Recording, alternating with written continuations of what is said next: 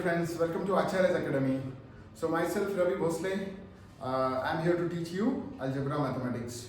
Okay, so पिछले lecture में हमने स्टार्ट किया था प्रैक्टिस सेट 1.3 जिसमें हमने फर्स्ट क्वेश्चन देख लिया था, फिर सेकंड क्वेश्चन भी देखा था। तो सेकंड क्वेश्चन में जो थर्ड क्वेश्चन है वो क्वेश्चन बाकी था बच्चों, ठीक है ना।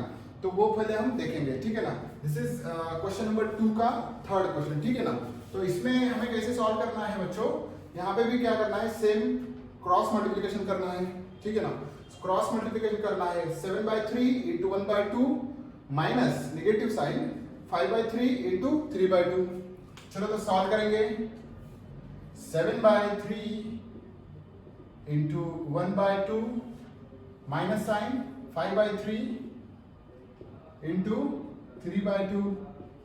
ओके बच्चों, चलो तो अब यहाँ पे क्या करना है, यहाँ पे जो भी न्यूमरेटर्स है, न्यूमरेटर्स को हमें क्या करना है, मल्टीप्लाई करना है। 7 into 1 is 7, 3 into 2 is 6, minus 5 into 3 is 15, और डिनोमिनेटर क्या है, 3 इंटू 2 इज 6। ओके, अब यहाँ पे क्या आ रहा है, डिनोमिनेटर में 6 आ रहा है दोनों साइड में।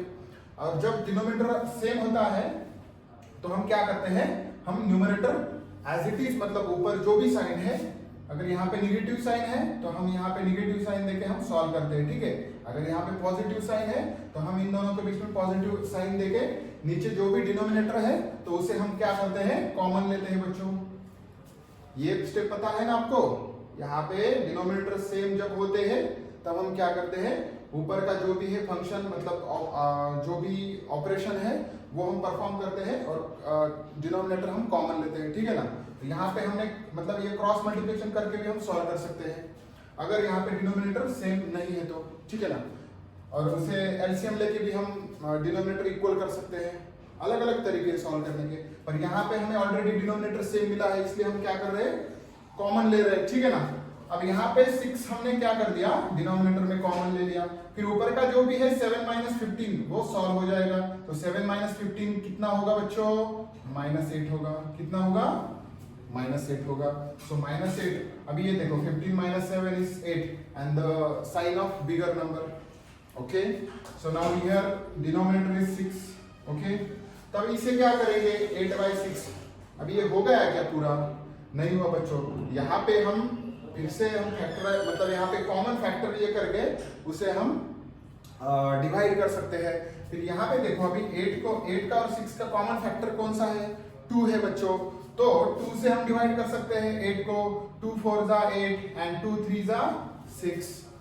तो फिर नीचे आंसर क्या आएगा बच्चों, -4/3 आंसर आएगा, ठीक है, ठीक है ना। 2 4 ज़ा 8 एंड 2 3 ज़ा 6। तो ये फाइनल आंसर क्या आया इसका, -4/3 आंसर आ गया, ठीक है बच्चों।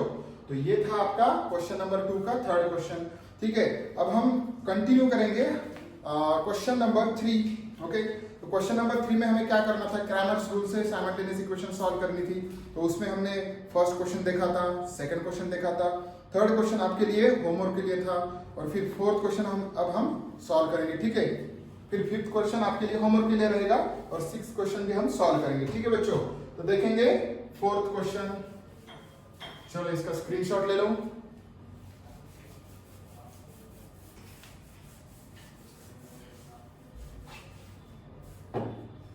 Question number 3, question number 3 example 4। तो क्या एग्जाम्पल है बच्चों, 6x - 4y = -12, 6x - 4y = -12 and 8x - 3y = -2, ठीक है। अब यहाँ पे हमें क्या करना है, स्टार्टिंग में क्या करना है, हमें इक्वेशंस एज इट इज यहाँ पे लिखनी है। 6x - 4y is equals to -12 and 8x - 3y equal to -2। Okay, तो यहाँ पे अभी देखो ax + by = c के फॉर्म में है क्या दोनों इक्वेशंस, यस यहाँ पे है ax + by = c and ax + by = c, दोनों भी इक्वेशन x + by = c के फॉर्म में है, ठीक है। तो अब हम क्या करेंगे, कंपेयर करेंगे x + by = c को, और हम क्या करेंगे ए बी सी की वैल्यूज निकालेंगे। So comparing with ax plus by equal to C. तो यहां पे फर्स्ट इक्वेशन में a1 b1 और c1 मिलेगा, सेकंड में a2 b2 c2 मिलेगा। सो a1 क्या रहेगा बच्चों 6 रहेगा, a2 b1 क्या रहेगा -4 रहेगा, b1 क्या रहेगा -4, c1 क्या रहेगा -12। एज इट इज लेना है हमें, साइन के साथ लेना है बच्चों, ठीक है। फिर a2 क्या आएगा a2 8, ठीक है। b2 -3 एंड c2 -2, ठीक है। a1 b1 c1 की वैल्यूज मिल गई, a2 b2 c2 की भी वैल्यूज मिल गई। अब हमें क्या करना है, फॉर्मूलाज में पुट करना है वैल्यूज, और d की वैल्यू निकालनी है, फिर dx की वैल्यू निकालनी है, फिर dy की वैल्यू निकालनी है, और फिर x और y की वैल्यूज निकालनी है। मतलब x का फॉर्मूला क्या है dx अपॉन d है, और y का फॉर्मूला क्या है dy अपॉन d, ठीक है ना। तो वैल्यूज पुट करके हमें x और y की वैल्यूज निकालनी है। तो अब स्टार्टिंग में हम क्या करेंगे, d की वैल्यू निकालेंगे। तो d का फॉर्मूला क्या है बच्चों, a1 a2 b1 b2, a1 a2 b1 b2, ठीक है। अब a1 a2 की वैल्यूज क्या है बच्चों 6 8, एंड b1 b2 की -4 एंड -3, -4 एंड -3, ठीक है। अब इसका क्रॉस मल्टीप्लिकेशन क्या आएगा 6 into 3, 6 into -3, negative sign -4 into 8, ठीक है बच्चों। 6 इंटू -3, 6 इंटू क्या -3, और ये माइनस साइन कंपलसरी, जो कंपलसरी वाला माइनस साइन देना है, और फिर बाद में ये -4 का भी माइनस साइन आएगा यहाँ पे, इंटू 8 आएगा, ठीक है। तो 6 इंटू 3 क्या होगा 18 होगा, माइनस होगा क्या प्लस होगा, माइनस होगा, क्योंकि minus into plus is minus. और यहाँ पे देखो ये नेगेटिव साइन और ये नेगेटिव साइन क्या होगा, नेगेटिव नेगेटिव पॉजिटिव होगा। तो ये पॉजिटिव 8 4 जा 32, ठीक है बच्चों। अब यहाँ पे 32 -18, तो 32 -18 क्या होगा बच्चों 14, 14। तो ये प्लस होगा क्या माइनस होगा, प्लस होगा ऑब्वियसली, बिकॉज यहाँ पे the sign of bigger number is plus, the sign of greater number is plus here. So D की वैल्यू क्या मिली, डी की वैल्यू मिल गई 14, ठीक है बच्चों। अब dx की वैल्यू निकालेंगे। तो dx का फॉर्मूला क्या है, dx का फॉर्मूला क्या है बच्चों, यहाँ पे d के फॉर्मूला में a1 a2 की जगह पे हमें क्या पुट करना है, c1 c2 पुट करना है, और b1 b2 क्या रहेगा एज इट इज रहेगा, ठीक है बच्चों। अब यहाँ पे c1 c2 की वैल्यूज क्या है, c1 c2 की वैल्यूज क्या है -12 एंड -2, और b1 b2 की वैल्यूज क्या है -4 एंड -3, ठीक है, -4 एंड -3।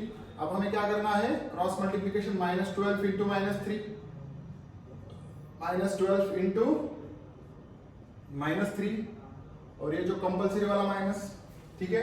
अब यहाँ पे सब नंबर्स नेगेटिव है, इसलिए मैं क्या कर रहा हूँ, सबको ब्रैकेट दे रहा हूँ, ठीक है बच्चों। सबको मैं क्या कर रहा हूँ, यहाँ पे ब्रैकेट दे रहा हूँ, ब्रैकेट में लिख रहा हूँ -12 इंटू -3, नेगेटिव साइन, कंपलसरी वाला नेगेटिव साइन, देन -4 इंटू -2, ठीक है बच्चों।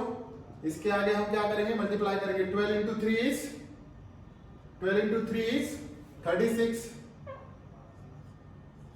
तो माइनस माइनस क्या होगा, प्लस होगा बच्चों, माइनस माइनस क्या होगा, प्लस होगा। और यहाँ पे देखो, अभी यहाँ पे माइनस माइनस क्या होगा, प्लस होगा। -4 इंटू -2 प्लस होगा, पर ये निगेटिव साइन है, मतलब तीसरा निगेटिव साइन आ रहा है यहाँ पे। तो तीसरा निगेटिव साइन आने के बाद ये क्या होगा, निगेटिव होगा बच्चों। ये माइनस माइनस एक दूसरे को कैंसिल करेगा, पर ये माइनस साइन एक्स्ट्रा है यहाँ पे, तो इसलिए ये प्लस, ये माइनस माइनस प्लस होगी, यहाँ पे प्लस आएगा, और प्लस इंटू माइनस फिर से माइनस होगा, ठीक है ना। समझ में आ रहा है आपको। ये देखो माइनस इंटू माइनस है तो ये प्लस होता, अगर 3 माइनस है समझो, माइनस इंटू माइनस है, तो ये क्या करेंगे, ये दो एक दूसरे को प्लस बनाएंगे और फिर ये निगेटिव का एक साइन बचेगा, फिर ये प्लस इंटू माइनस अगेन ये माइनस हो जाएगा, ठीक है ना। अगर चार साइन होते हैं माइनस माइनस के, minus into minus into minus into minus होगा, तो ये माइनस माइनस एक दूसरे को प्लस बनाएंगे और ये माइनस माइनस एक दूसरे को प्लस बनाएंगे, ठीक है ना। पर यहाँ पे क्या है बच्चों, यहाँ पे दो माइनस है, तीन माइनस है, तो ये दो एक दूसरे को प्लस बनाएंगे, पर ये एक साइन माइनस का बचेगा यहाँ पे, ठीक है बच्चों, एक साइन माइनस का यहाँ पे बचेगा, तो इसलिए ये निगेटिव रहेगा, ठीक है। तो ये 4 इंटू 2 क्या होगा, 8 होगा बच्चों, ठीक है। फिर 36 माइनस 8 क्या होगा, 36 minus will be 36 minus 8 will be 28, positive 28, ठीक है। तो हमें dx की वैल्यू क्या मिल गई, तो dx की वैल्यू मिली 28, ठीक है।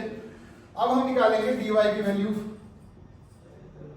चलो, तो dy का फार्मूला क्या है बच्चों, d के फार्मूला में क्या करना है हमें, b1 b2 की जगह पे c1 c2 पुट करना है, तो a1 a2 as it is रहेंगे, a1 a2 as it is रहेगा d के फार्मूला में, और जो b1 b2 है उसकी जगह पे हमें क्या करना है, c1 c2 लिखना है, ठीक है बच्चों। अब a1 a2 क्या है, 6 और 8 है, a1 a2 क्या है, 6 और 8, और c1 c2 क्या है, -12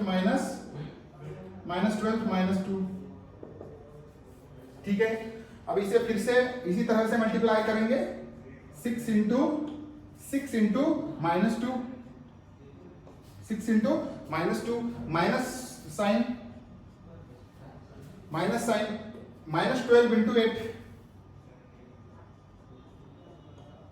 -12 इंटू 8, ओके।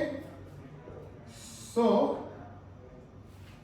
नेक्स्ट 6 इंटू 2 12, तो प्लस इंटू माइनस क्या होगा बच्चों, -12 होगा, प्लस इंटू माइनस क्या होगा, 6 into 2 is 12 and plus into minus is minus, ठीक है। अगेन यहाँ पे देखो अभी माइनस इंटू माइनस प्लस होगा, तो यहाँ पे आएगा plus, 12 into 8 is 96, okay.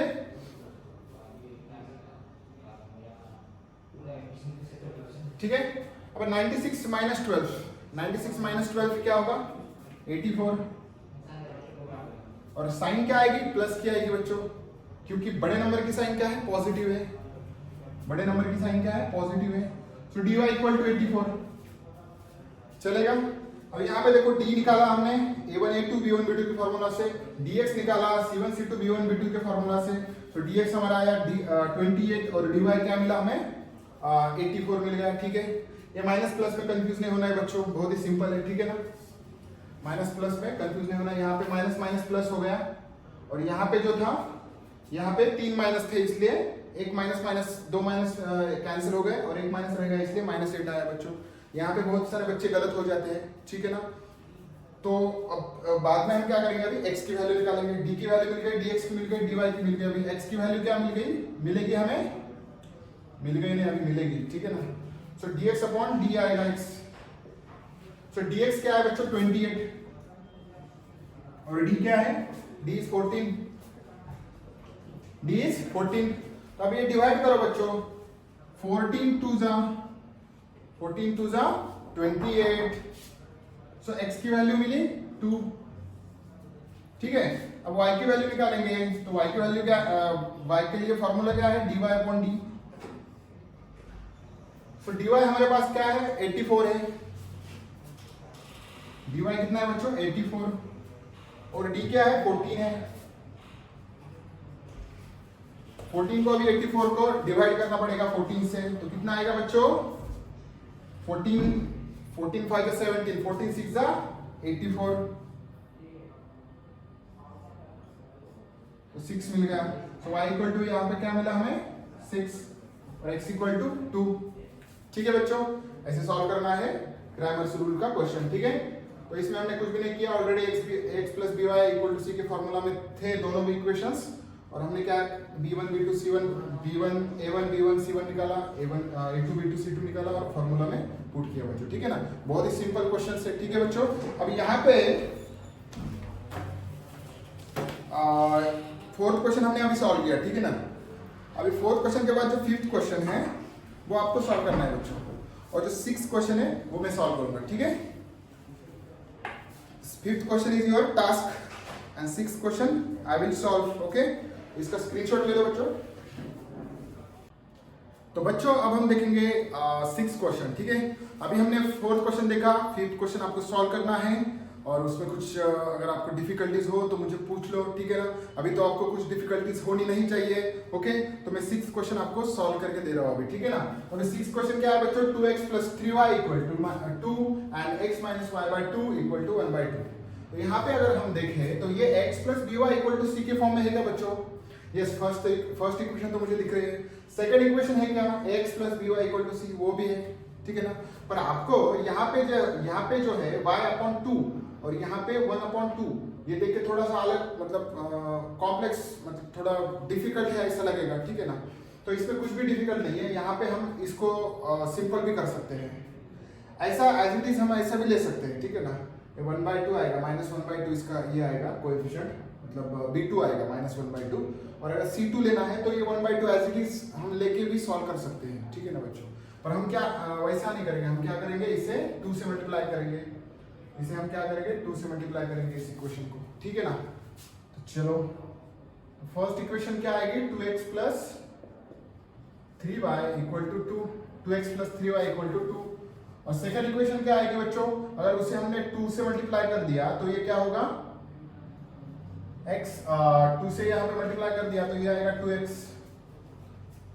2x आएगा। ठीक है, फिर माइनस यहाँ पे 2 से मल्टीप्लाई कर दिया तो 2 कैंसिल हो गया, यहाँ पे सिर्फ y रहेगा बच्चों। और राइट हैंड साइड को 2 से मल्टीप्लाई कर दिया तो 2 कैंसिल होगा और यहाँ पे रहेगा सिर्फ 1। ठीक है, अब सिंपल फॉर्म में कन्वर्ट हो गई इक्वेशन, अब कन्वर्ट हो गई सिंपल फॉर्म में। ठीक है बच्चों, अगर डायरेक्ट कर सकते हो तो ऐसे भी कर सकते हो, नहीं तो फिर यहाँ पे ये जो इक्वेशन यहाँ पे पहले ले लो आप और फिर बाद में 2 से मल्टीप्लाई कर दो। ठीक है बच्चों, तो यहाँ पे हमें क्या करेंगे, नेक्स्ट स्टेप क्या है हमारी, comparing equations with x + by = c। अभी इन दोनों को क्या करना है, हमें कंपेयर करना है। और a1 की वैल्यू क्या आएगी, ऊपर 2 आएगी, b1 की वैल्यू क्या आएगी, 3 आएगी, और c1 की वैल्यू क्या मिलेगी, 2 मिलेगी। ठीक है, फिर a2 क्या मिलेगा, दैट इज 2, b2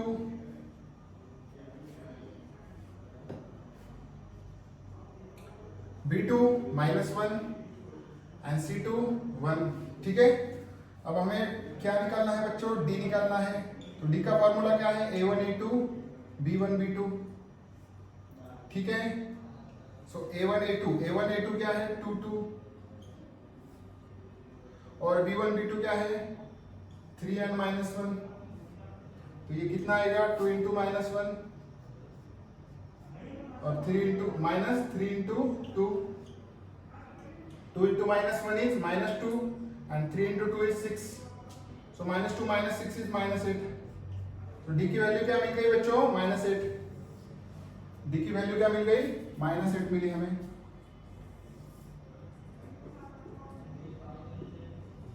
ठीक है, अब dx निकालो। सो dx का फॉर्मूला क्या है, a1 a2 की जगह पे c1 c2 लेना है, a1 a2 की जगह पे c1 c2 लेना है, और b1 b2 as it is रहेगा। ठीक है, c1 c2 क्या है बच्चों, 2 and 1, 2 and 1, और b1 b2 क्या है, 3 and -1, 3 and -1।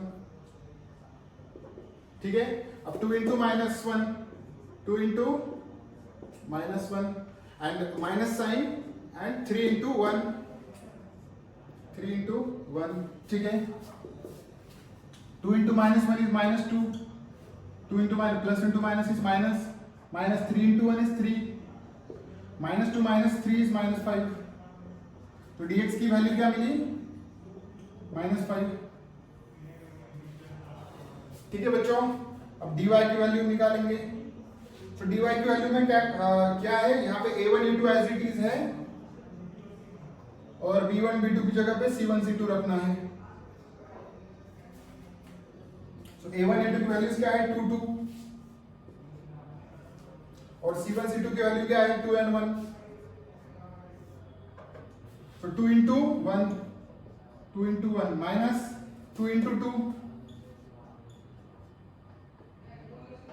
ठीक है, 2 into 1 is 2, minus 2 into 2 is 4, so 2 minus 4 क्या आएगा, -2। ठीक है बच्चों, सो dy की वैल्यू क्या मिल गई, -2। ठीक है, तो dx की वैल्यू -8 मिली, सॉरी d की वैल्यू, dx की वैल्यू -5 एंड dy की वैल्यू -2। सो x की वैल्यू क्या आएगी, dx अपॉन d, सो dx की वैल्यू क्या है, -5 upon -8, so minus minus cancel होके यहाँ पे क्या रहेगा, सिर्फ 5/8, क्या आएगा, 5/8 आएगा। और फिर बाद में y इक्वल टू क्या आएगा, y equal to dy upon d।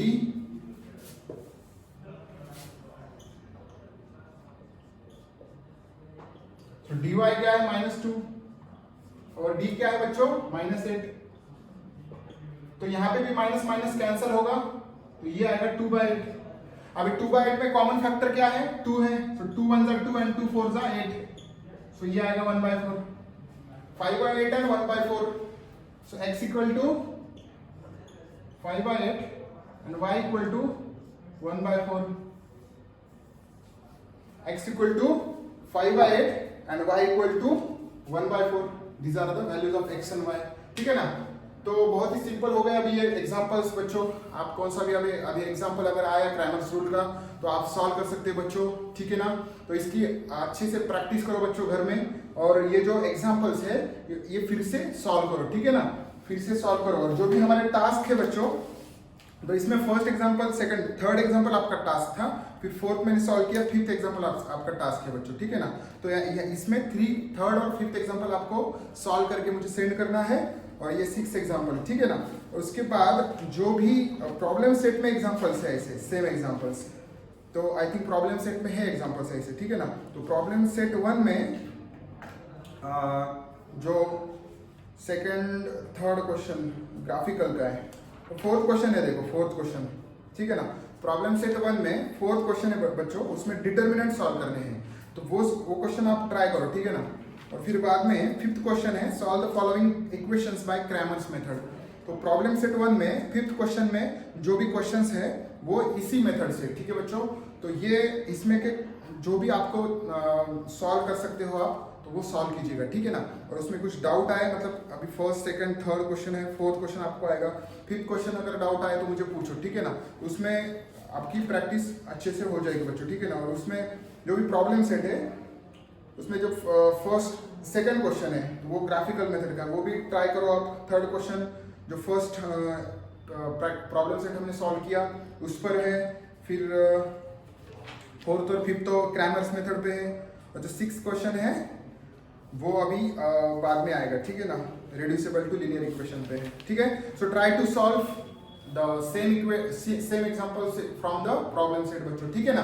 तो इस वीडियो में हम यहाँ पे रुकेंगे, नेक्स्ट वीडियो में हम स्टार्ट करेंगे नेक्स्ट टॉपिक, ठीक है बच्चों। Thank you.